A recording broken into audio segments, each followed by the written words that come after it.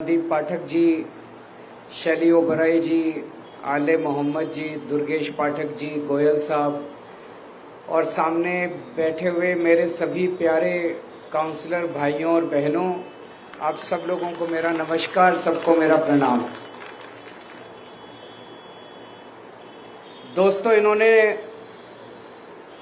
Jail तो भेजा था ये सोच के कि केजरीवाल को जेल भेज देंगे और उसके बाद इनकी पार्टी बिखर जाएगी, इनके काउंसलर बिखर जाएंगे, इनके एमएलए बिखर जाएंगे, आधे एमएलए को तोड़ लेंगे, आधे काउंसलर को तोड़ लेंगे, एमसीडी में इनकी सरकार गिरा देंगे, दिल्ली में इनकी सरकार गिरा देंगे। नतीजा बिल्कुल उल्टा हुआ इनका। हम हमेशा कहते थे कि आम आदमी पार्टी पार्टी नहीं है, हम सब लोग एक परिवार हैं। रोजमर्रा की जिंदगी में वो साबित भी होता था, जिस तरह से हम एक दूसरे के सुख दुख में काम आते थे। लेकिन एक तरह से ये सबसे बड़ी विपदा आई थी जब इन्होंने मुझे गिरफ्तार किया। तो दो चीजें हो सकती थी, एक ये कि हम सारे मायूस होके इधर उधर बिखर जाते, लेकिन वो नहीं हुआ।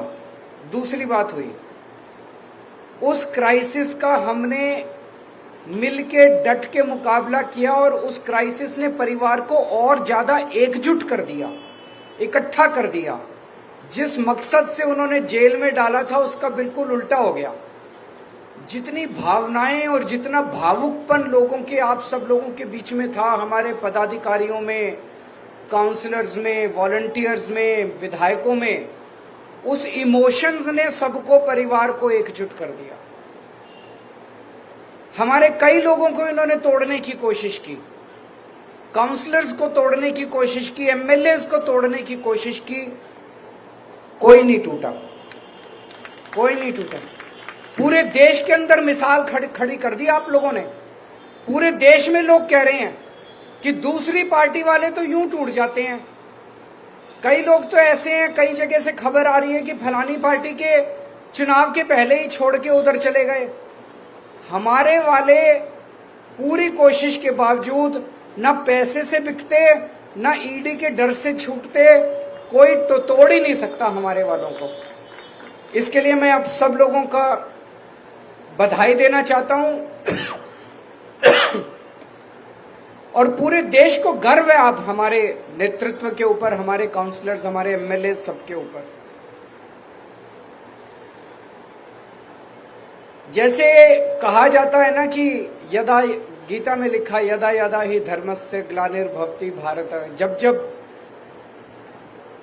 धर्म कमजोर होगा, एक तरह से भगवान कृष्ण ने पूरी विश्व को ये विश्वास दिया है कि मायूस होने की जरूरत नहीं है, मैं हूं। भगवान ये कह रहे हैं, मैं हूं भगवान। वो ये कह रहे हैं कि जब जब पृथ्वी के ऊपर धर्म कमजोर होगा और अधर्म बढ़ेगा, तब तब चिंता मत करना, तब तब मैं प्रकट होऊंगा। मैं जन्म नहीं दूंगा, मैं प्रकट होऊंगा। भगवान दो तरह से प्रकट होते हैं। एक तो वो भगवान श्री राम के रूप में प्रकट होते हैं, भगवान श्री कृष्ण के रूप में, तरह तरह के रूप धारण करके स्वयं प्रकट होते हैं। और दूसरा वो परिस्थितियों के तौर पे प्रकट होते हैं। परिस्थितियां ऐसी पैदा कर देते हैं कि आपको अपने आंखों से भगवान दिखाई नहीं देते, लेकिन आपको अचानक लगता है ये कुछ तो हो रहा है, कुछ तो हो रहा है, कि सब कुछ ठीक होने लग गया है। जैसा भी कई लोगों ने आपने कहा कि 3 महीने पहले तक ये लगता था यार इनके तो 400 से ज्यादा ही सीट आएंगी, किसी को उम्मीद नहीं थी। सबको लगता था हाँ यार 400 सीट आएंगी, इनकी तो 400 सीट आएंगी। अचानक 3 महीने में इतनी सारी घटनाएं घट गई, इतनी सारी घटनाएं, अपने आप बड़ी बड़ी घटनाएं घटती जा रही हैं देश के अंदर। आज शर्त इस बात की नहीं लग रही देश के अंदर कि 400 सीट आएंगी, शर्त इस बात की लग रही है कि 250 सीट आएंगी कि नहीं आएंगी इन लोगों। ये क्या है? ये चमत्कार है, ये ऊपर वाले की कृपा है, ये हनुमान जी की कृपा है, ये भगवान श्री कृष्ण ने जो गीता के अंदर उन्होंने आश्वासन दिया है पूरी कायनात को, ये उसका प्रकटीकरण है। ये आपको पता नहीं चलेगा, लेकिन कुछ हो रहा है चारों तरफ। मेरे को जब गिरफ्तार किया, मुझे लग रहा था 6-7 महीने तो अब जेल में रहना पड़ेगा। मैं उसके लिए मानसिक तौर पे तैयार था। मुझे बिल्कुल उम्मीद नहीं थी कि मैं बीच में वापस लौट के आऊंगा। चमत्कार हो गया। शुक्रवार को सुप्रीम कोर्ट ने जो जजमेंट दिया, वो एक तरह से ऐसे लग रहा कि प्रभु ने कोई चमत्कार किया है। और अभी मैं परसों जब एक रोड शो में गया, तो एक रोड शो में एक महिला जोर से चिल्लाई, बोली जी भगवान ने भेजा है आपको बीजेपी को हराने के लिए। 20 दिन के लिए, 21 दिन की जो जमानत मिली है, ये भगवान ने भेजा है।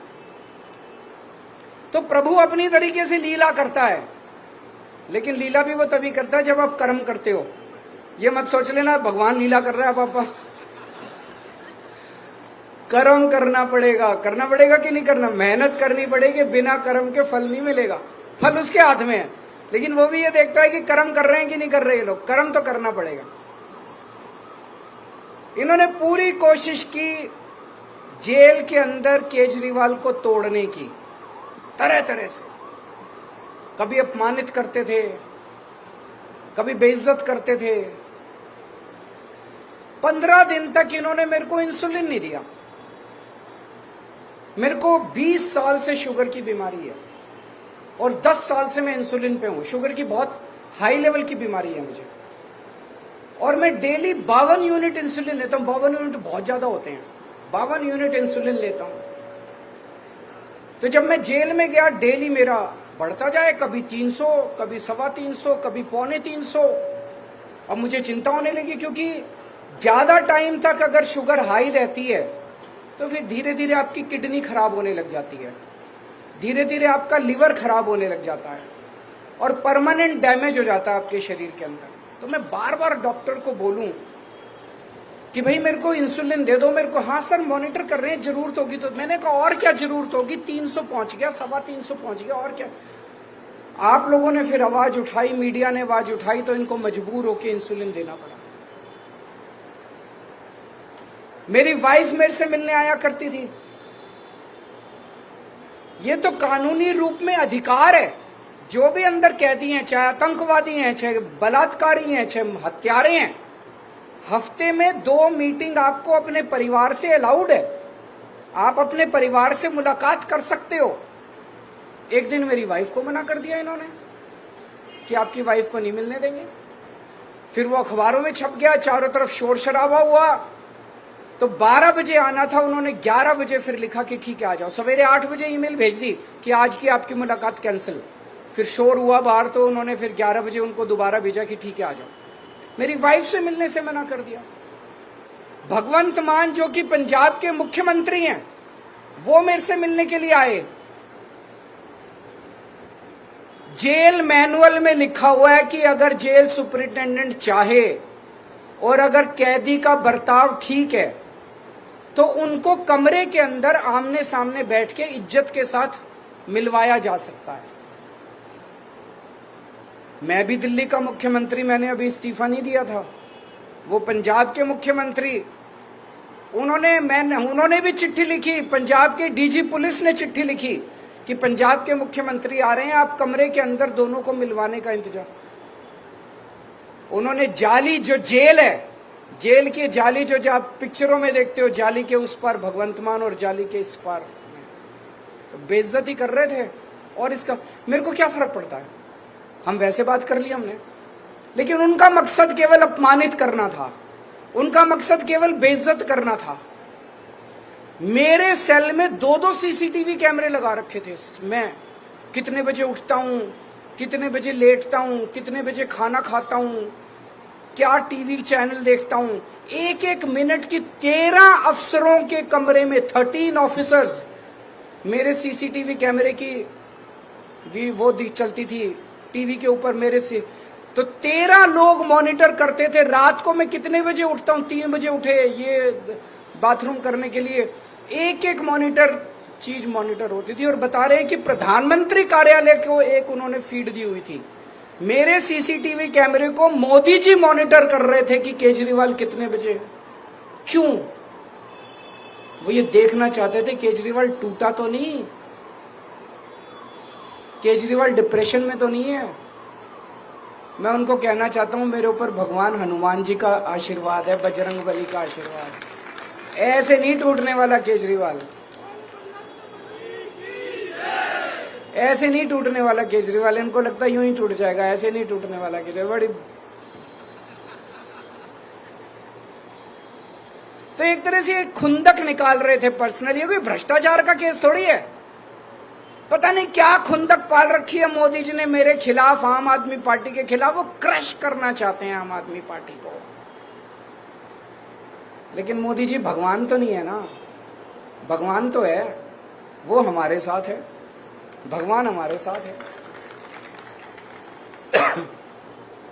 आज इनको सबसे ज्यादा डर किस चीज का लग रहा है? हमारे काम का। आज अगर हमने अच्छे काम नहीं किए होते दिल्ली में, ये 2 मिनट में हमें क्रश कर सकते थे। आज हमने अच्छे काम किए। ये टीवी चैनल वाले ही मैं देखा करता था अंदर सेल में बैठ के टीवी पे, जहां सड़क पे जाते थे टीवी चैनल वाले, जिससे पूछते थे सब यही कहते थे, यार केजरीवाल ने स्कूल अच्छे कर दिया, उसको जेल में नहीं डालना चाहिए था, यार उन्होंने अच्छा काम किया, उनको जेल, यही कहते हैं ना। पहली लाइन होती है काम अच्छा किया है इसलिए जेल में नहीं डालना चाहिए था। हमने अगर काम नहीं किए होते तो जनता क्या कहती, निकम्मा है, अच्छा हुआ जेल में डाल दिया। हमारे काम की वजह से आज हमारी इज्जत है, हमारे काम की वजह से आज लोग हमें प्यार करते हैं, हमारे काम की वजह से बीजेपी हमसे डरती है। काम मत छोड़ना, काम करते रहना। अपने अपने इलाके में एमसीडी का सबसे बड़ा काम है साफ सफाई। साफ सफाई पे लगे रहना, वो मत छोड़ देना किसी भी हालत में, नहीं तो मेरे दिल को तकलीफ होगी। पक्की बात, साफ सफाई पे खूब ध्यान रखना। इनका मकसद है कुछ भी करके, इन्होंने मनीष को जेल में डाल दिया सोच के कि मनीष जेल जाएगा तो स्कूल बंद हो जाएंगे, होने नहीं दिया हमने, आतिशी ने संभाल लिया। इन्होंने सत्येंद्र जैन को जेल में डाल दिया ये सोच के कि मोहल्ला क्लिनिक बंद हो जाएंगे, अस्पताल बंद हो जाएंगे, होने नहीं दिया हमने। अब इन्होंने केजरीवाल को जेल में डाल दिया कि दिल्ली बंद हो जाएगी, होने मत देना दिल्ली, चाहे केजरीवाल को जितने साल भी जेल जाना। मेरे को पिछले कुछ दिनों से पूरे देश भर से इंडिया गठबंधन के कई पार्टियों के कैंडिडेट्स के सबके इनविटेशन आ रहे हैं। जितना मेरे से बन पड़ेगा अगले 21 दिन में ज्यादा से ज्यादा जगह जाके और प्रचार के लिए मैं जाऊंगा। इंडिविजुअल कैंडिडेट्स के फोन आ रहे हैं, आप हमारे यहाँ भी आओ, उत्तर प्रदेश से, बिहार से, महाराष्ट्र से, झारखंड से, जहां जहां बुलाएंगे, जहां जहां मैं जा सकूंगा मैं जरूर जाऊंगा। पूरी मेहनत करूंगा और आपको भी मेहनत करनी है। जो अभी प्रियंका गौतम जी ने कहा कि थोड़ा ढीले हो गए हैं, अभी ढीले नहीं होना, आपको मेहनत करनी है। 2 तारीख को मेरे को वापस जाना है, 4 तारीख के नतीजे में जेल से देख रहा हूंगा। अगर आपने मेहनत की और अगर इंडिया गठबंधन जीत गया तो मैं 5 तारीख को वापस आ जाऊंगा, और अगर आपकी मेहनत में कमजोरी रह गई तो फिर देखो कब मिलेंगे। तो आप सब लोगों का बहुत बहुत शुक्रिया। मुझे वाकई गर्व है कि मुझे आप जैसे साथी मिले, आप जैसे लोग मिले मेरे साथ चलने के लिए इस यात्रा में। बहुत बहुत शुक्रिया।